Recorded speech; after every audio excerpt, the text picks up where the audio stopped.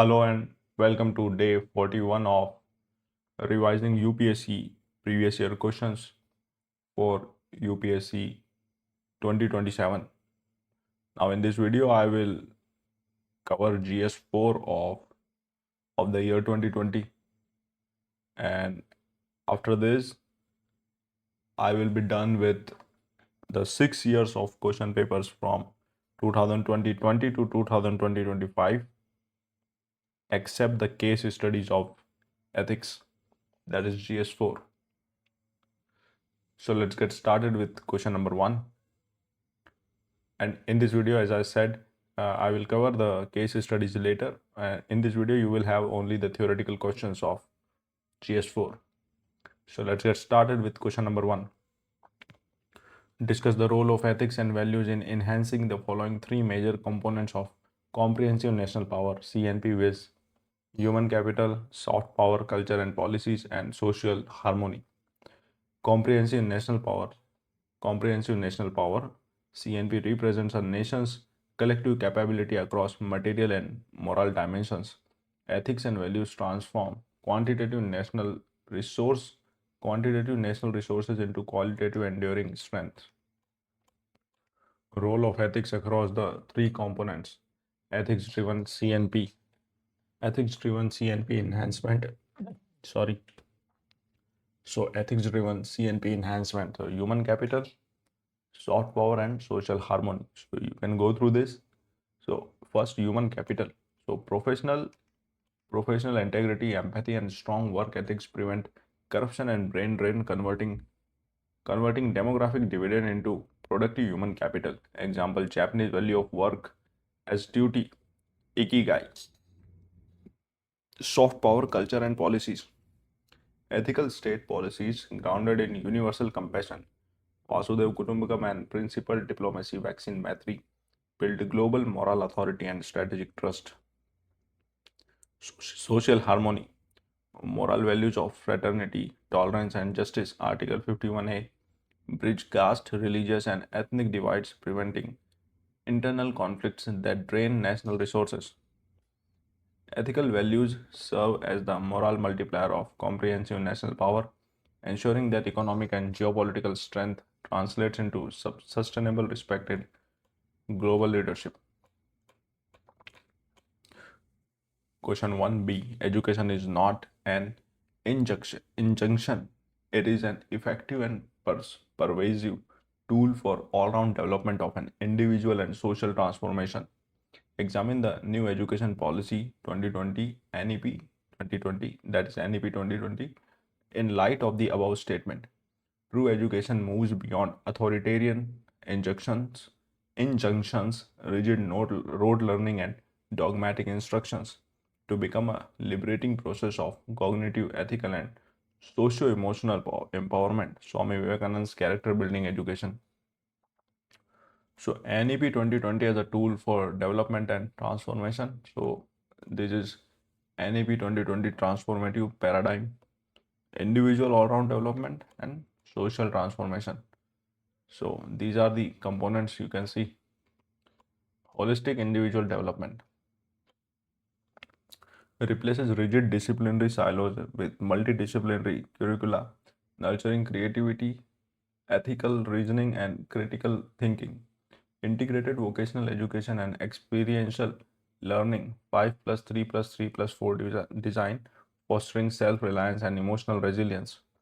Pervasive social transformation, inclusivity and dignity. So promotes primary instruction in mother tongues, eliminating linguistic marginalization. Social justice focuses on special education zones and gender inclusion funds, democratizing education for vulnerable groups, SDG 4. So NEP 2020 reframes education as an instrument of human emancipation, cultivating enlightened citizens capable of driving inclusive social transformation. Question 2a. Hatred is destructive of a person's wisdom and conscience that can poison a nation's spirit. Do you agree with this view? Justify your answer. Hatred is toxic, hostile emotion that impairs cognitive rationality, silences moral conscience, and fractures societal cohesion. Destructive impacts of hatred. So, cascading impact of hatred, individual level distorts reason, destroy conscience, dehumanization, and national level polarization, communal strife, and democratic erosion. Destruction of individual wisdom and conscience, so clouding rationality. Hatred induces cognitive bias, replacing objective deliberation with bigotry and aggressive impulsivity. Eroding conscience, it leads to moral desensitization and dehumanization of the other, making indifferent individuals indifferent to cruelty and injustice. Example: hate crimes and mob lynching. Poisoning the nation's spirit, fracturing fraternity. Erodes spatial hatred hatred erodes social capital and constitutional fraternity. That is preamble of replacing mutual trust with suspicion and communal disharmony. Historical tragedies: the Holocaust in Nazi Germany and the Rwandan genocide demonstrate how state-tolerated hatred destroys a nation's moral fabric and stability. As the Buddha observed, hatred does not cease by hatred, but only by love. Overcoming hatred through empathy and constitutional morality is essential to safeguard a nation's democratic soul. Question 2b. What are the main components of emotional intelligence? EI. Can they be learned? Discuss. Emotional intelligence is the ability to recognize, understand, manage, and constructively utilize one's own emotions and those of the others. Main components of EI according to the Daniel Goleman model. So Goleman's 5 pillars of EI, not AI. So self-awareness and regulation, empathy and motivation, and social skills. So these are this. So self-awareness, recognizing one's emotional states, biases, and triggers. Self-regulation, managing disruptive impulses, stress and anger under pressure. Internal motivation, being driven by purpose, values, and duty beyond material rewards. Empathy, understanding and validating others' emotional viewpoints. Social skills, navigating interpersonal conflicts and building collaborative teams. So, can emotional intelligence be learned? Yes, through deliberate practice. Unlike fixed cognitive IQ, EI is shaped by neuroplasticity and can be developed throughout the life. Behavioral training, role playing, and sensitivity workshops at administrative academics, Lavasana Mission Karma Yogi, mindfulness and reflection. Practicing self reflection and meditation enhances emotional impulse control. Mentorship and feedback. Active 360-degree feedback helps identify emotional blind spots. Learning and applying emotional intelligence enables administrators to combine firmness in law with compassion in governance. Question 3a. What teachings of Buddha are most relevant today and why? So discuss. The teachings of Gautam Buddha provide a pragmatic, rational, and non-dogmatic ethical framework centered on alleviating sufferings, dukh, through ethical conduct and mental discipline. Relevant,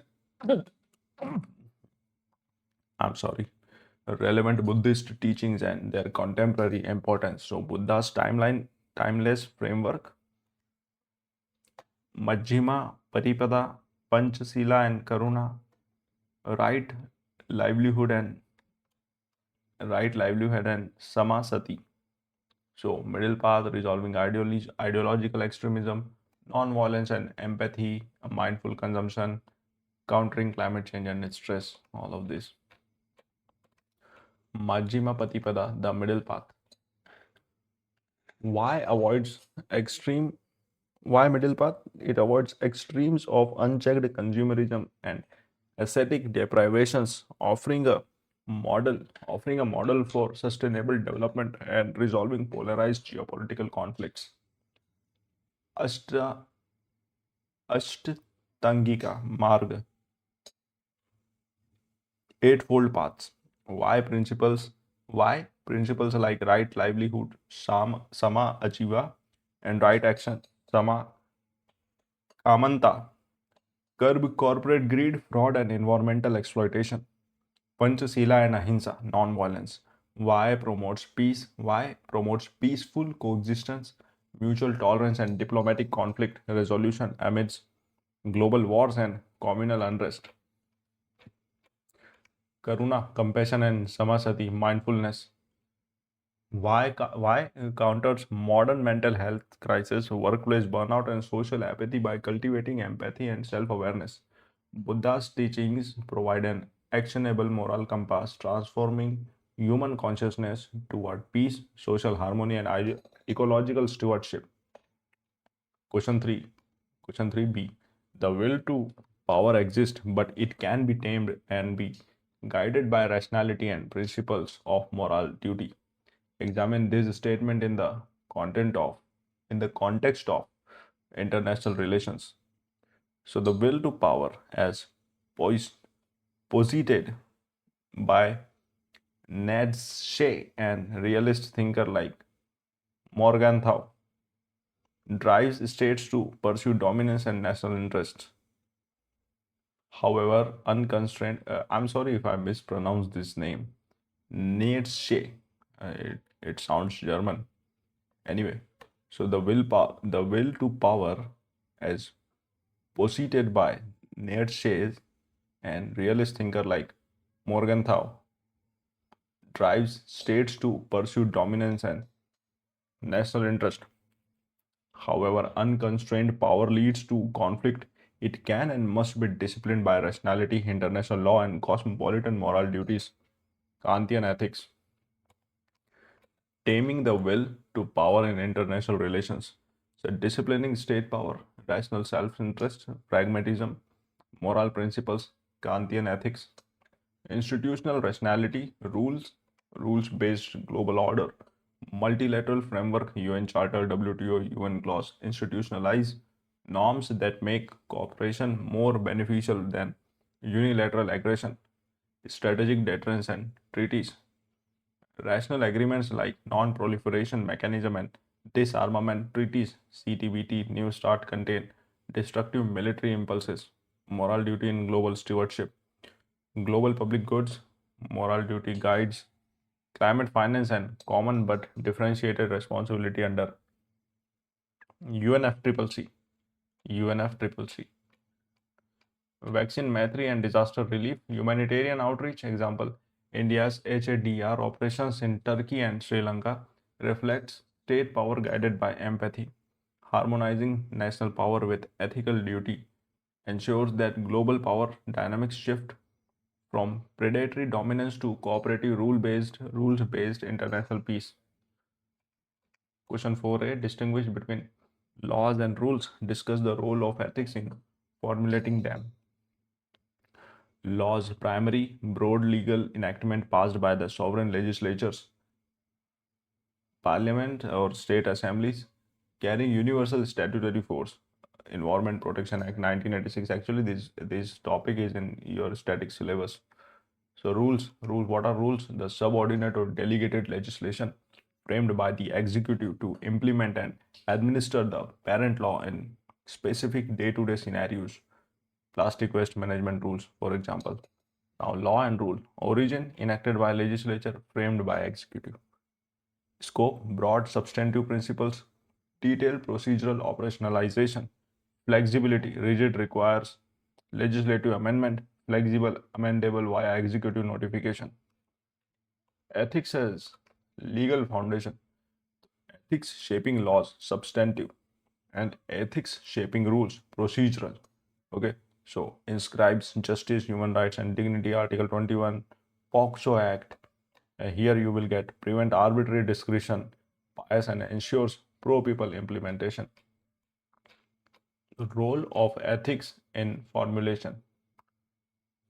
Moral foundation. Ethics infuses laws with justice, fairness, and human rights, ensuring they do not become tyrannical tools, framing child protection and anti-corruption statutes.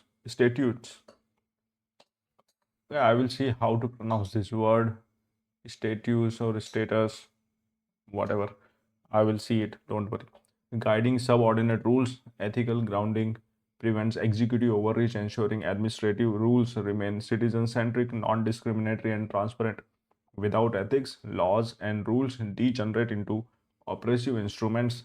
Ethical alignment ensures they serve constitutional morality and public welfare. Question 4b. A positive attitude is considered to be an essential characteristic of a civil servant who is often required to function under extreme stress. What contributes to a positive attitude in a person? A positive attitude is an optimistic, solution oriented psychological orientation that enables administrators to maintain composure, perseverance, and ethical clarity under high stress, political pressure, and resource scarcity.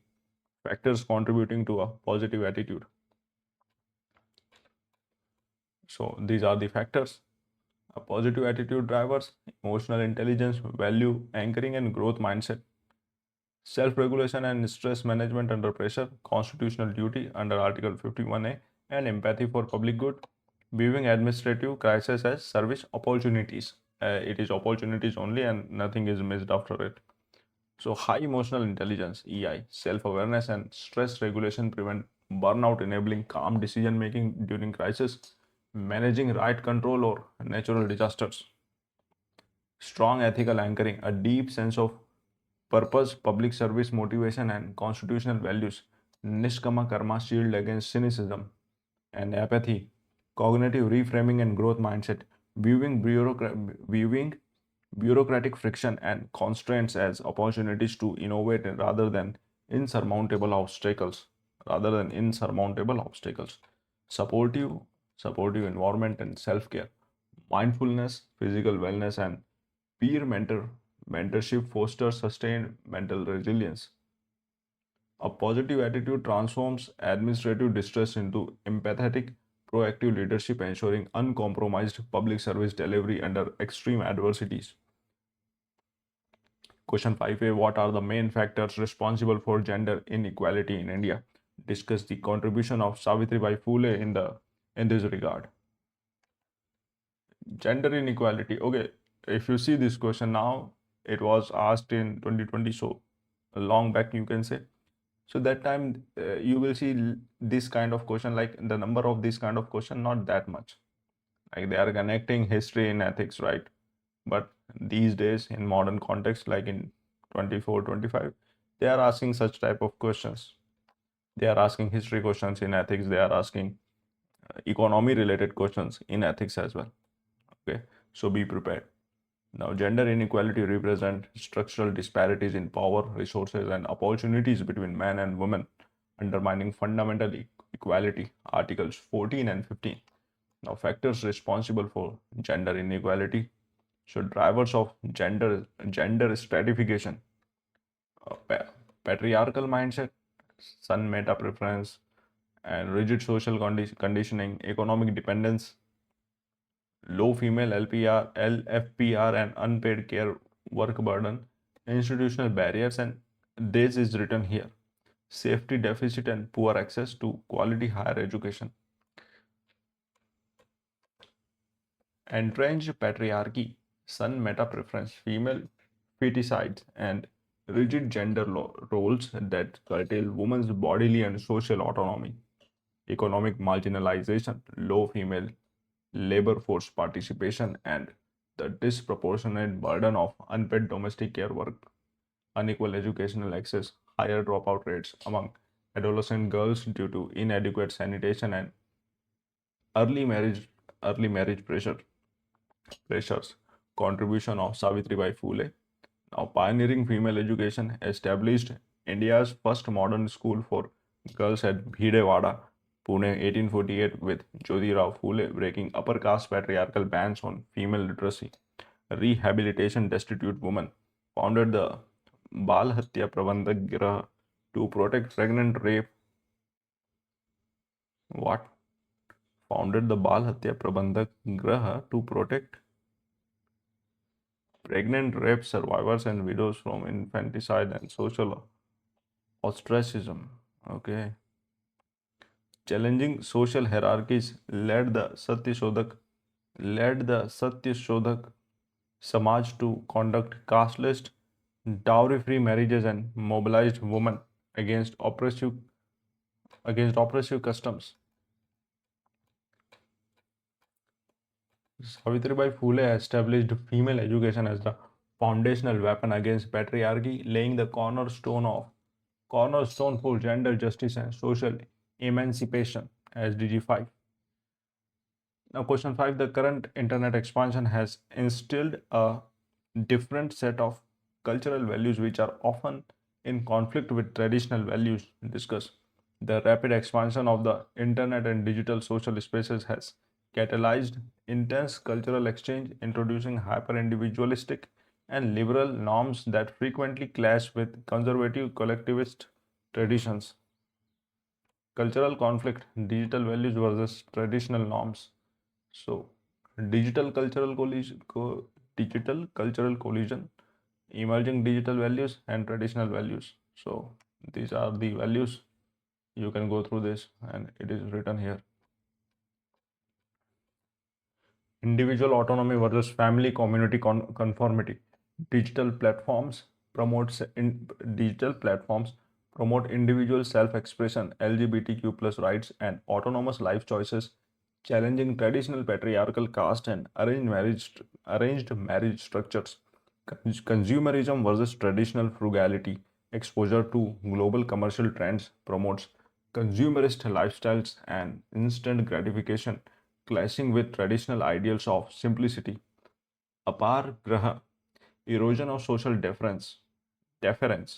Online flat hierarchies encourage questioning authority and dogma, conflicting with questioning reverence for elders and customs.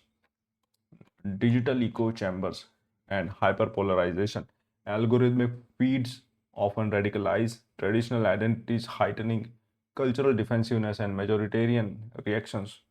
Rather than outright rejection, society must synthesize progressive digital values like liberty and rationality with the enduring human warmth and ethical restraint of traditional heritage. Question 6a, condemn none. If you can stretch out a helping hand, do so. If not, fold your hands, bless your brothers, and let them go their own way. Swami Vivekananda. What a beautiful thought, by the way. What does this quotation mean to you? Swami Vivekananda advocates universal tolerance, non-judgmental empathy, and constructive compassion.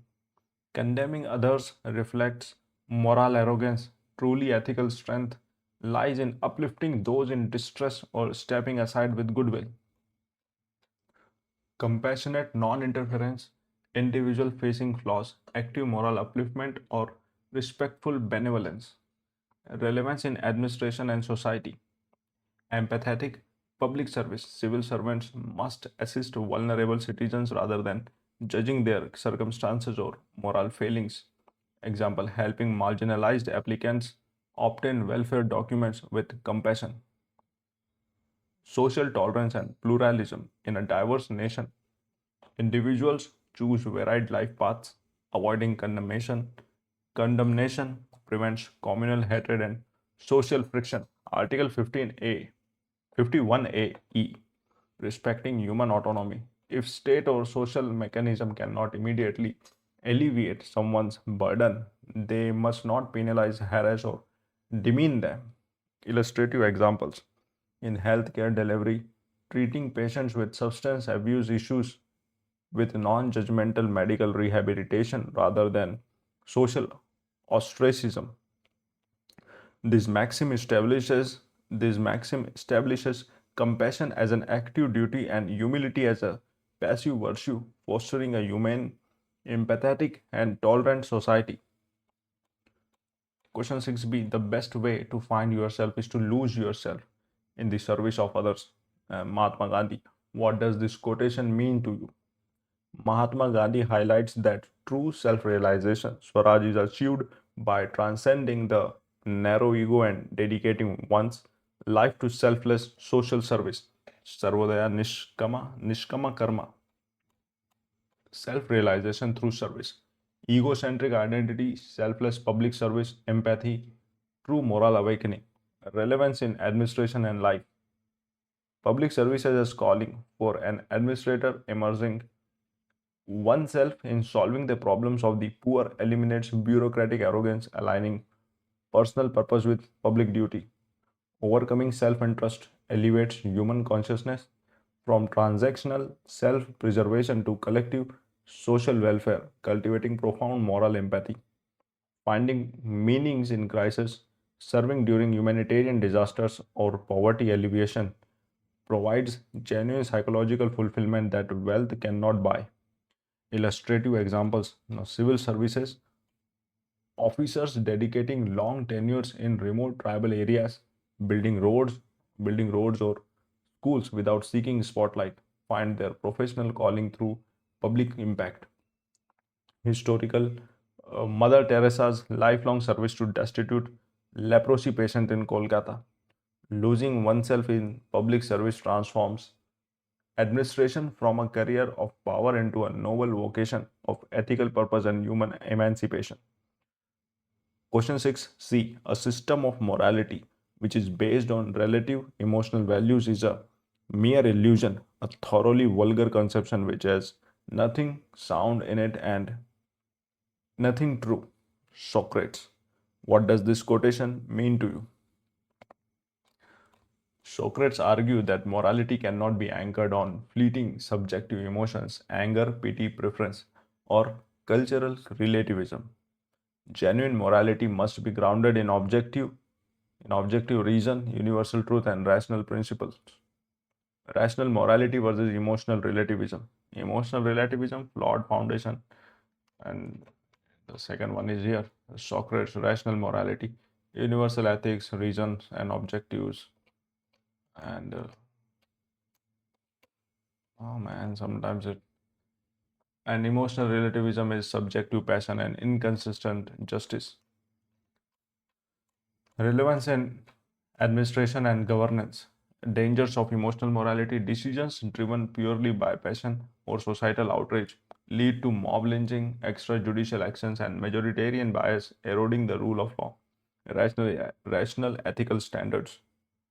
Administrative and judicial decisions must rest on objective constitutional principles. Article 14 due process, maintaining fairness irrespective of popular emotional hysteria. Universal human dignity, objective moral duty. Kantian categorical imperative ensures that human rights remain protected regardless of subjective cultural prejudices. Illustrative examples: a judge or civil servant upholding constitutional due process for an accused criminal despite overwhelming public outrage demanding instant extra legal retribution. Ethical governance demands that reasons and constitutional morality discipline emotional impulses, ensuring consistent, principled, and universal justice.